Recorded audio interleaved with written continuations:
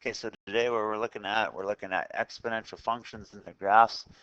Uh, we're going to look at a few examples. So if you want some notes, you can copy down some examples. Hopefully it's pretty straightforward for you so that you can work on your assignment today. So first thing, we're going to be graphing exponential functions. And to do that today, all we're going to do is make a basic t-chart. We're going to plug in 5 numbers. Those 5 numbers are going to be a -2, -1, 0, 1, 2 every time. So if I put in a -2, that would be 2 to the -2 power, which is like 1 over 2 squared, which is a 1/4. If I put in a -1, it'd be 2 to the -1 power, which would be 1 over 2 to the first, which is a 1/2. If I put in a 0, 2 to the 0 power is a 1, 2 to the first power is a 2, 2 to the second power is a 4. So hopefully from this table, we can see that what's happening here because of the base of 2, it is simply doubling. So I've got a -2 1/4, -2 1/2, 0 1, a 1 2, and a 2 4. Next double would be an 8. And then if you're looking back to the left, you're wondering, would these ever hit 0? And the answer would be no, because if we're working backwards, what we're thinking is that it's getting cut in half every time, and you can keep cutting things in half, but they are never going to get to this 0. So this asymptote is our x-axis, or the line y equals 0. Okay, so that would be an increasing function. The base was greater than 1. Okay, if we looked at this one, our base here is a 1/2, so it's less than 1. If we looked at this function now and see if this one looks any different to us when we graph it. So I put in a -2, -1, 0, 1, 2. If I put in the -2, it'd be 1/2 to the -2 power, which would be like 2 to the second power, which is a 4. Next one would be a 1/2 to the -1 power, which would be like 2 to the first, which is 2. Next one is a 1/2 to the 0 power, which would be a 2 to the 0 power, which is a 1. If I put in a 1, I'd have 1/2 to the first power, which is a 1/2. Next one is a 1/2 to the second power, which is a 1/4. So if we look at this one, instead of doubling each time, this time we're cutting it in half each time as we move to a positive infinity. And some of you may be asking the question, will I ever get to 0? And once again, the answer would be no, which means that this x-axis or the line y equals 0 once again serves as our asymptote. Okay, if we looked at the next example, here I have 2 to the x plus 3. So again, I build my t-chart, and I've got a -2, -1, 0, 1, 2. Some of you may be even able to look at the function and know what's going to happen already just by thinking about a shift. So if this one is would be a 1/4 plus a 3, which would be a 3 and a 4th. Next one would be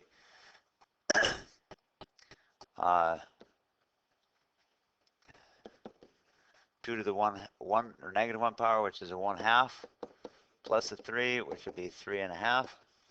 If I put in a 0, I'd have 2 to the 0 plus a 3, which would be a 1 plus a 3, which is a 4. Next one, I put in a 1, which would be like a 2 plus a 3, which is a 5. And then I got a 2 to the second plus a 3, which would be a 4 plus 3, which is a 7. So if I graph this one, I got a -2, 3 and 1/4. I got a -1, 3 and a half, 0 and a 4. I got a 1 and a 5. I got a 2 and a 7.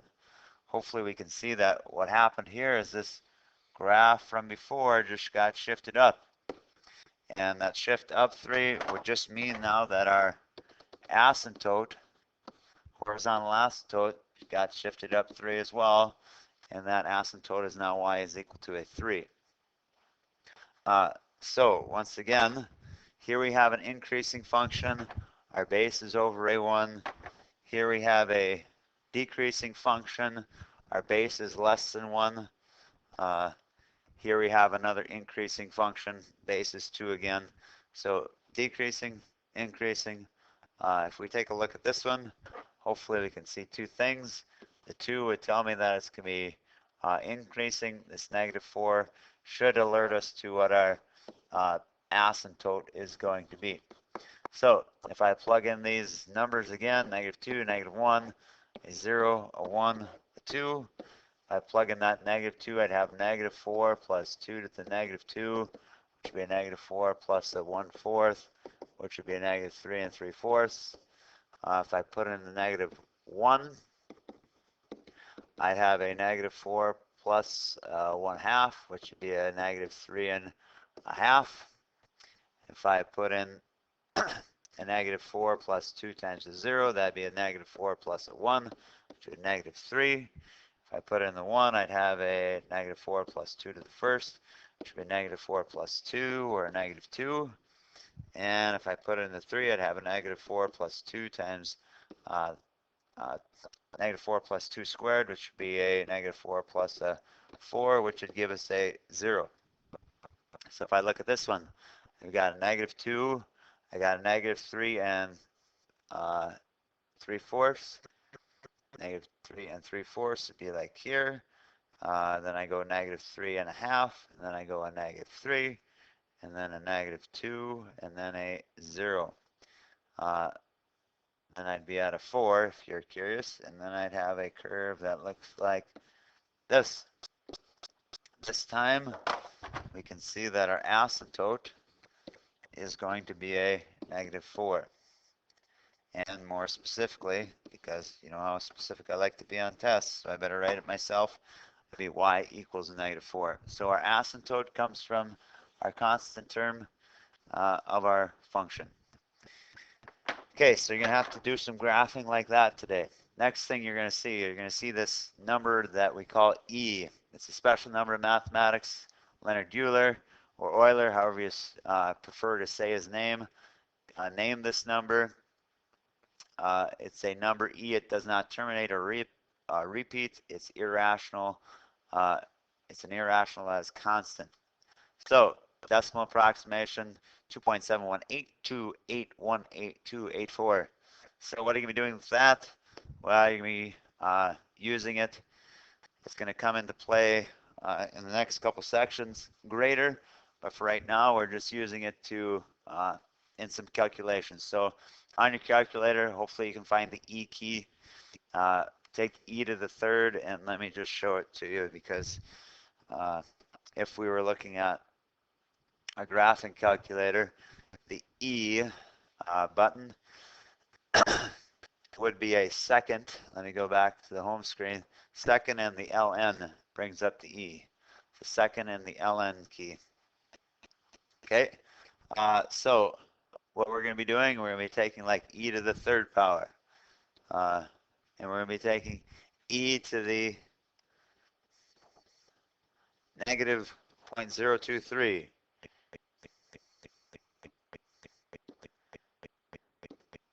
Okay, and then if you do these remaining two, do the e to the second and e to the first, I will then bring up the next slide, which will show us what we should have gotten. Okay, so we should have gotten e to the 0 power is a 1. E to the first power is 2.7187. I'm not sure why they are different from here to here. So I apologize for that. Okay, next thing, we're going to look at this formula, which tells us the amount of money that a principal will grow to after T years of interest in decimal form, compounded n times a year, is this formula. Hopefully you didn't hear that. Okay, anyways, so this is the formula for money. and everybody likes money. So this should be copied into our notes. And the other thing that you may want to take a look at is what some of these things are standing for. I'll just write them out here underneath. The A is the amount we have at the end. So ending amount. The P is our principal, which is your beginning amount. Okay, R is your interest rate. And I'm going to say decimal or as decimal. Hopefully you can read my bad writing. And the N is the number of compounds per year. Number of compounds per year. And the T is the number of years. Okay, so this number of compounds or this compounding periods, you're going to want to look at page 409 in your textbook, and they're going to have what we want to be looking at. So like for instance, if I said it's going to be compounded yearly, that'd be once a year, so our N value would be a 1. If I said semi-annually, that would be 2 times a year, so our N would be 2. If I said quarterly, that'd be 4. If I said daily, that'd be 365, etc., etc. So here would be an example of a type of problem that we will be seeing. So first thing you might be asked, suppose you have $1,000 or $100,000 invested at 6.5% interested, compounded semi-annually. So if we want to write a function for that, so we'd have some amount after t years is going to be this. Well, we started with 100,000, and then we're going to take that 1 plus, again, our interest rate would be 0.065 over a 2. The N in this case, since it's semi-annually, again, was 2. That's why we got 2 on the bottom. And then we'd have a 2 times a T over here. So if I simplify that just a little bit, I could get to this equation, 1.0325 to the 2t power. Okay, so we should be able to use a calculator to plug in these numbers, a 0, a 4, an 8, a 10. So if I tried to figure out how much it's going to be when t is equal to 0, again, that would be 100,000 times 1.0325 to the 2 times a 0, which would be to the 0 power. Anything to the 0 power we should know is 1. So even without a calculator, we should be able to get, that's $100,000, which makes sense because that's how much we started with. Okay, after 4 years, if you plug that into a calculator, and I'll let you plug that 4 into a calculator, you should come up with the amount of 129,157 and 75 cents. If you put in an 8, I'll give you a little time to do that. And that would be $166,817.25. And the last one, if you want to find T of 10, that should come out to be $189,583.79. Okay, so the next thing we got to look at is this last question is how do I know when that is going to get to 400,000? So for that, we're going to use the graphing calculator. Okay, and here I'll show you how we're going to do it. So everybody, if you don't have a graphing calculator, you may want to at least watch. If not, grab a graphing calculator for yourself. And here's how we do it. First thing we're going to do, we're going to go to, and you could do it on Desmos as well. I will show you how to do it on a graphing calculator. So we're going to go turn it on, go to the y equals. clear the equations out that we have here.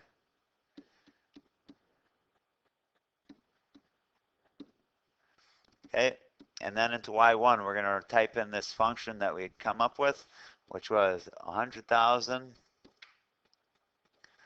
times 1.0325 to the 2t. Oh, let's close our parenthesis back here. Now let's get it to the 2t, which would be a 2x in this case. Okay, so there would be how we would type that in. Now, if we were going to look at that on a graph, and I go to my graph, some of us are wondering, uh-oh, not good. You're right. So some things you look at the plot, you shut the plot off. Second thing is, I've got an extra bracket, a parenthesis in here. So I'm going to delete that. And then the next thing I'm going to do, I'm going to go to my window. And for this, I'm going to go from a 0, which would be 0 years. We want to go out to 10 years. I'm going to even just take it out to 20 years. X scale, not that important. And for this, Y minimum, I could start at 0. That's talking about our money now. And the Y maximum, we want to know when it's going to get to 400,000. So we'd at least have to go out to 400,000, if not 500,000. Okay. And what do you want it to go up by? If you want it to go up by 100,000, that would be maybe a good thing to go up by, or 10,000. Okay, so now I hit graph. Once again, I got some issue here. So I'm going to delete a few more things, it looks like. Okay, now if I hit graph. Okay, you can see my line coming in, or my curve coming in as it grows over time. Next thing we want to know is when it's going to get to 400,000. So one way to do that would be to type in 400,000 here. And if I hit graph, there's my line for 400,000. So what I can see is it's not intersecting yet. So my window is going to have to be bigger than 20 here. So I go to 30. And now here comes my curve coming in. Here comes my 400,000, the line I want to meet. And now what I'd be looking for is where those two things intersect. So we're going to use a second and a trace button. And we want to do it intersections. We're going to go to number 5. And now it's just going to ask you, is this your first curve? I'd hit enter. Second curve, I'd hit enter. Guess I don't need to. And what it calculates there is the intersection. And it says X is 21.67 and the Y is 400,000. So the 21.67 again is your T, or your X value. So that's after 21 and 2/3 of a year essentially, or between 21 and 22 years. That's when you're going to reach 400,000. Okay. So next thing, that may be it actually. And that would be it. So hopefully that stuff made sense to you today. That's all I have for you. Hopefully you have a great day.